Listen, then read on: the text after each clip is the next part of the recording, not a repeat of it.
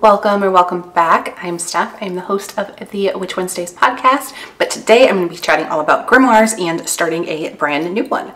I have talked about grimoires and books of shadows on the podcast in the past, so this is not entirely new information, but I am going to be starting a brand new grimoire, so I thought I would bring you along on that adventure, and this is just the sort of introduction post to that. I am going to be making a scrapbook style grimoire.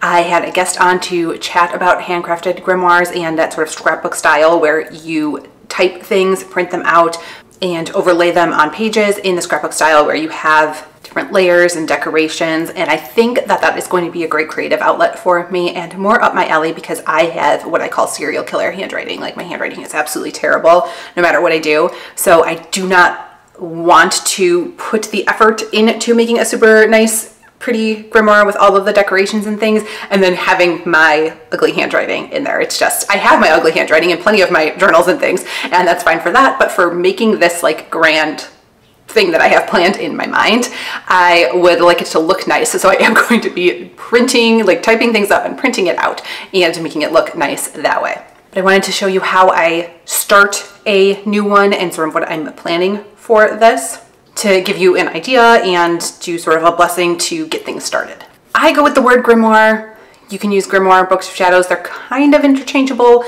They do technically mean different things. Usually a book of shadows is more Wiccan based and other traditions use the word grimoire. And a book of shadows tends to be more personal, like a diary style, and you're writing the spells as you're doing them, coming back, making notes. It might not be perfect yet, whereas a grimoire is more like a book and you have included the spells and correspondences once you have perfected them and you know that they are right. So it's more like an encyclopedia of magical knowledge. But whatever term you're using is fine. It is just for you. I am going to be showing you the scrapbook that I'm using, but you absolutely don't have to go the scrapbook style route. You can use any system that you want. Digital is definitely an option. I still use digital for my note-taking. I have a grimoire template on Notion, and that is a perk for patrons. So if you want to sign up for Patreon, that is always linked in the description. It's $5 a month and the Notion template is included, and then it is yours to keep. So if you just want to sign up and quit the next month, you can do that, but hopefully not, because there is tons of content over there. I hope you enjoy. But you can use any notebook, binder, bullet journal, computer document, whatever it is just your space for note-taking and keeping track of your magical practice.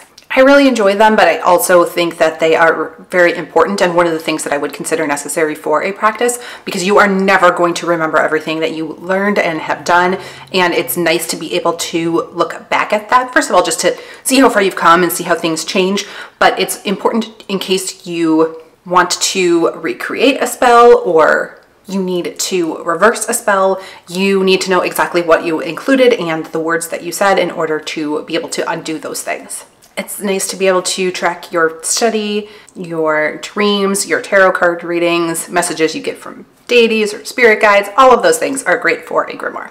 The contents are going to depend totally on your practice. So if you are a green witch, you are going to have way more about gardening and herbs than someone who is more into spirit work or lunar magic. Like I said, no right or wrong on what to include. Some things that I include are the moon diary and just like tracking sort of by moon phases. I don't always time my spell work to moon phases, but I kind of like to know how I am feeling during different phases. I keep track of that. Dream diary, like I mentioned. On my digital version, I have my birth chart, so that's easy to refer to.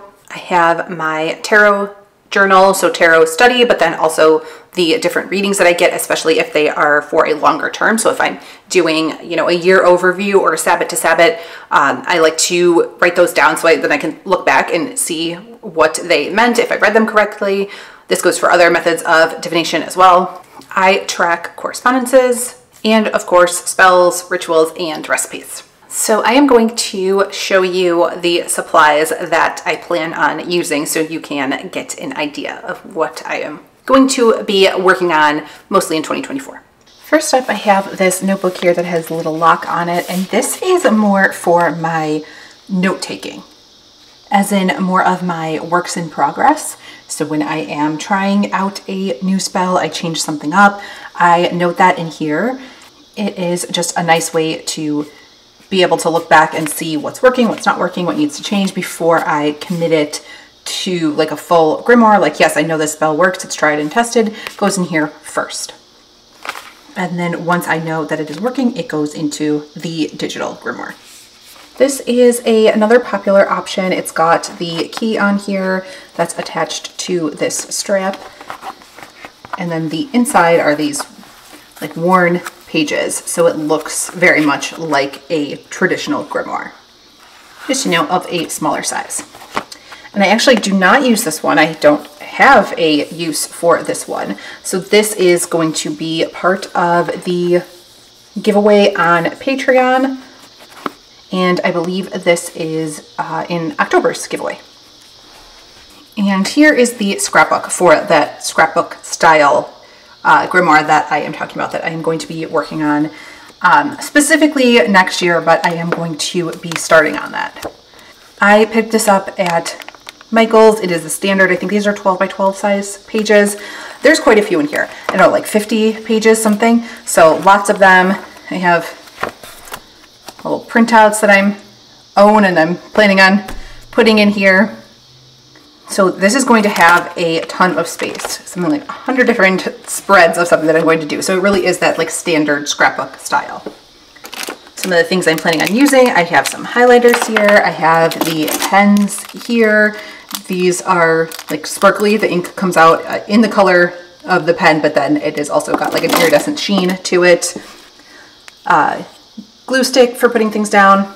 Standard supplies like the ribbon and tape glue, little scissors. I have colored pencils if necessary. And then I do have some scrapbook paper. So I thought this was like a nice mix that would be fun backgrounds for each of the pages, or to cut out pieces and put my different spreads on there or include them in there. This was another thing that I picked up from Michael's, just a giant set of paper. And I also have this apothecary sticker book that I just love. I think this is so pretty. I've got this at Barnes & Noble, but I think I've seen it on Amazon as well. So if I can find any of these things, I will link them below in case you are also interested. But it just has a bunch of really pretty witch adjacent stickers in here. And since I have no like artistic skills, like I would never be able to draw a mortar and pestle like that with the little oil, but that would be perfect on some of the pages that I would be including in here, but I'd never be able to draw that myself. So I like having the stickers as options. Bunch of crystals.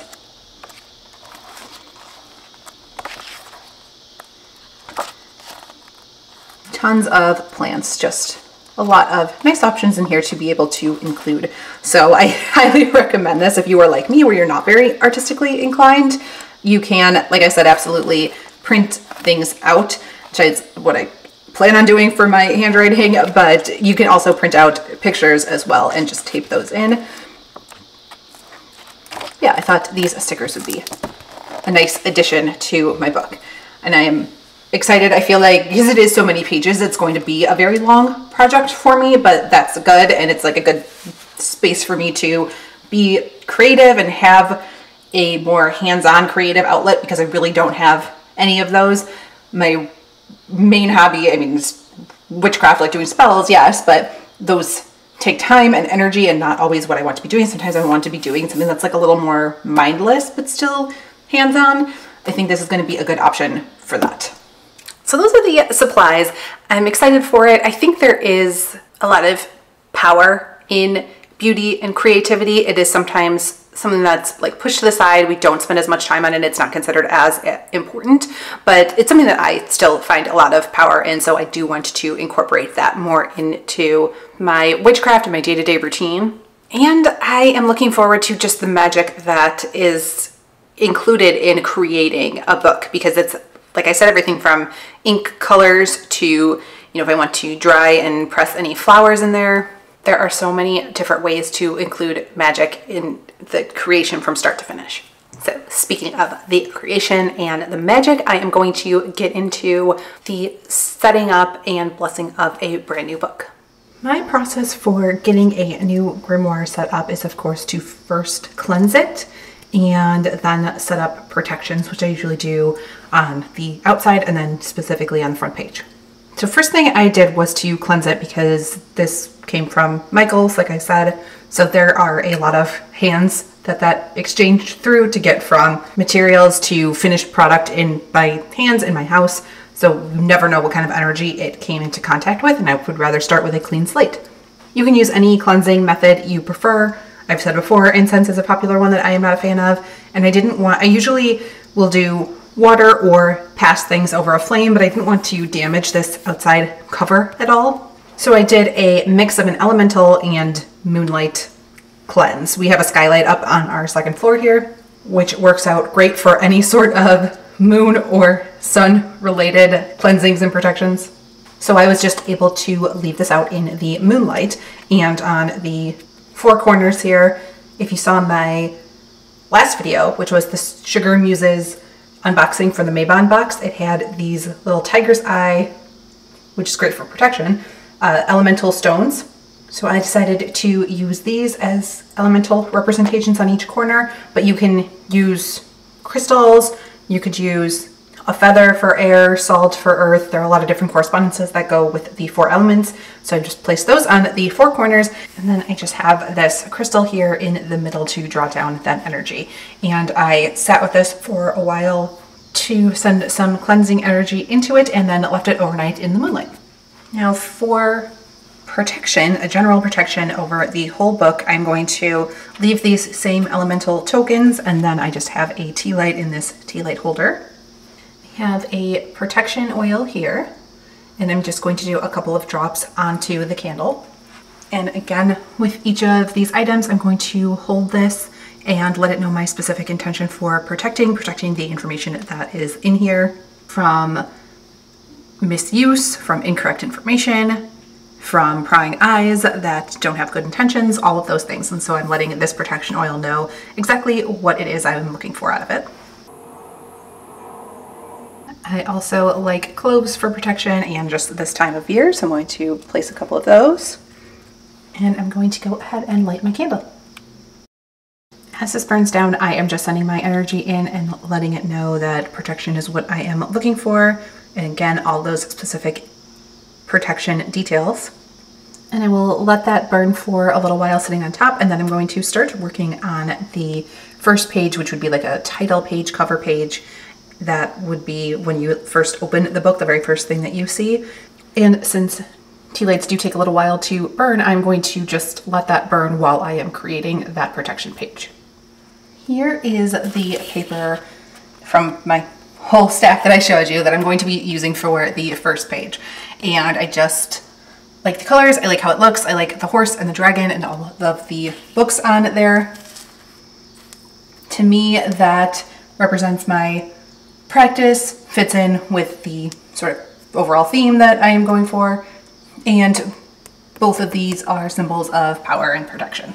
Now let's talk first of all about what you can include on this first page, because I think that's where a lot of people get stuck when they are starting a new grimoire, because they want it to be perfect from day one, and that first page seems so critical and crucial, in which case I recommend skipping it.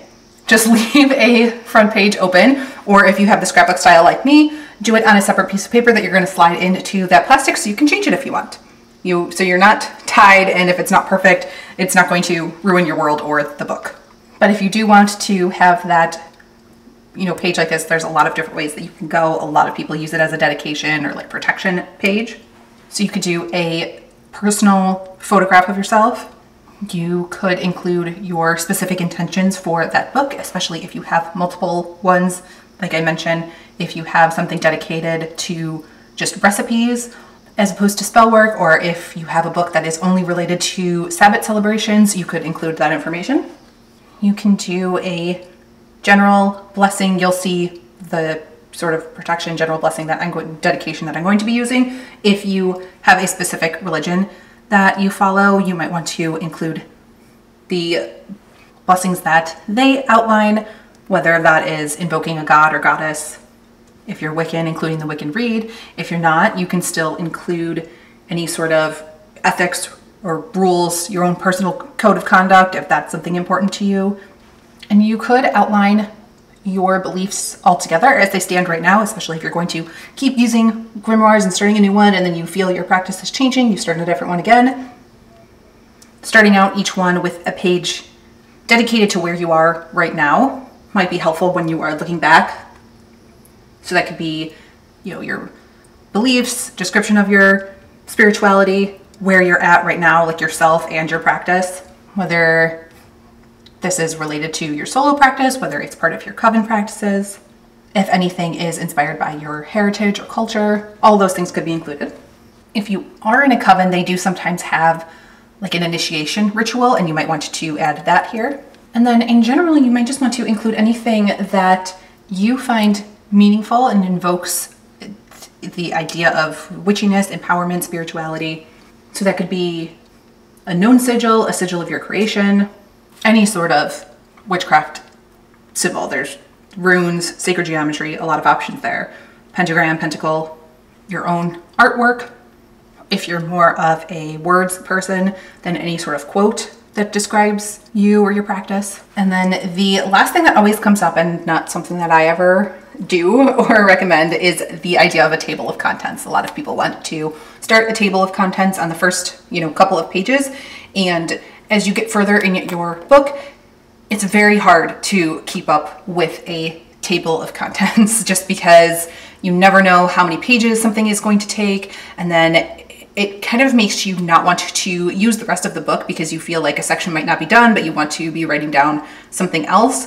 And you find that you're leaving too much space, not enough space. It's just really hard to keep up with a table of contents. And I usually find that you don't need it. And especially when you do something like this where it is scrapbook style or binder style, you can move pages around, which is really helpful. So I don't love the table of contents, but if that is your jam, then you can give it a try. But if it is your first go at this, I don't recommend it. Now then, here is my sort of protection and dedication that I am going to put here. And this actually comes from a little bit edited, but this comes from Veronica Varlow's book, Bohemian Magic, which I love. And like I said, I am just printing stuff out because my handwriting is just terrible. And for this, it was actually at the beginning of her book for that book itself and connecting that book to you as you're going through and reading it. And there is an entire ritual and dedication of including your lipstick print, a piece of your hair, and sealing it with candle wax. So that's an option to make this full ritual. But yeah, I highly recommend that book. I really enjoy her work, and that is a great book. So I am going to trim this and then use that candle there to sort of burn the edges and make it look a little bit more worn.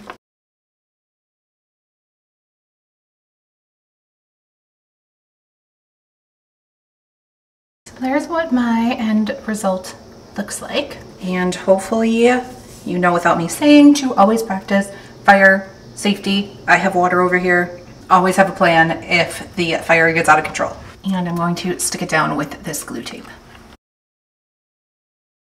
And for now, this is how I am going to leave this because it has, the rhyming charm that I like. It's been cleansed and protected, and this can go in as the first page.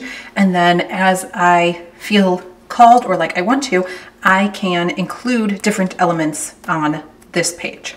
So I could draw my protection sigil. I could get a photo or a sticker of my animal spirit guide, which is the raccoon, and place that also on here. I have these, which have a little sticky back, and these are little mirrors, and mirrors reflect harm, so that would be a great option for this page as well. So as I see fit, I can go ahead and add things to this front page, but I think this is like a good base to start with, and that is how I'm going to leave it for now.